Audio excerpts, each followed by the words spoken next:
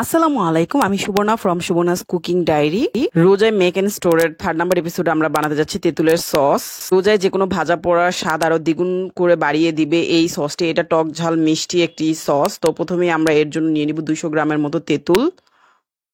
এই তেঁতুলটা আমরা 2 কাপ গরম পানি দিয়ে ভিজিয়ে রাখবো যাতে তেঁতুলের একটা কাপ বের হয়। তো প্রথমে আমি পানিটাকে গরম করে তারপর 2 কাপ পরিমাণ পানি দিয়ে এটাকে খুব ভালোভাবে নেড়ে ভিজিয়ে রাখবো 10 মিনিটের মতো।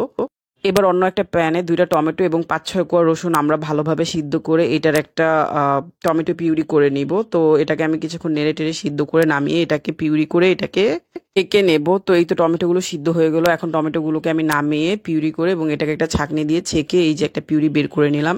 এখন ভিজিয়ে রাখা তেঁতুলটাকে আমি খুব ভালোভাবে হাত দিয়ে কচলে এটা থেকে তেঁতুলের একটা কাত বের করে নিব। খুব ভালোভাবে এটাকে কচলাতে হবে এবং পরবর্তীতে এই তেঁতুলের যে বিচিগুলো এটাকে আবার পরিষ্কার পানি দিয়ে ধুয়ে আমি প্রায় 3.5 কাপের মতো পানি নিয়ে নিয়েছি। এখন এটাকে দিয়ে দিলাম একটা প্যানের মধ্যে। এটাকে খুব ভালোভাবে নেড়ে আমি এর মধ্যে দিয়ে দিব 1/3 কাপ টমেটো পিউরি যেটা আমি করে রেখেছিলাম।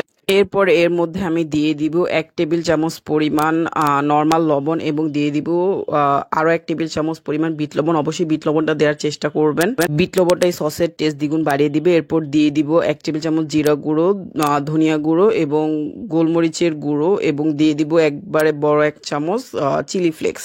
দিয়ে এটাকে খুব ভালোভাবে মিক্স করে আমরা অপেক্ষা করব বলক আসা পর্যন্ত। যখন এটা বলক আসা শুরু করবে তখন আমরা এর মধ্যে দিয়ে দিব 1/3 কাপ চিনি। চিনিটা দিয়ে খুব ভালোভাবে চিনিটা গলা পর্যন্ত নেড়ে অপেক্ষা করব যাতে চিনিটা একবারে ভালোভাবে তেঁতুলের কাদের সাথে মিশে যায়।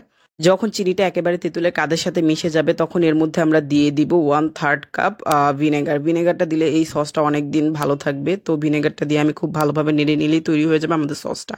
ভিনেগারটা দিয়ে আমাদেরকে অনবরত নাড়তে হবে যাতে প্যানের তলায় সসটা লেগে না যায়। তো ওইটা খুব ভালোভাবে নেড়ে নামিয়ে নিলে আমাদের সসটা তৈরি হয়ে যাবে। তো এই তো আমাদের সসটা তৈরি হয়ে গিয়েছে। এখন আমি আপনাদেরকে ঢেলে দেখিয়ে দিচ্ছি। অবশ্যই আপনারা রোজার জন্য এরকম করে সস বানিয়ে স্টোর করে রাখতে পারেন এবং যে কোনো ভাজা পোড়ার সাথে খেতে পারেন। খুবই টেস্টি হবে। সসকে এই পর্যন্তই। আল্লাহ হাফেজ।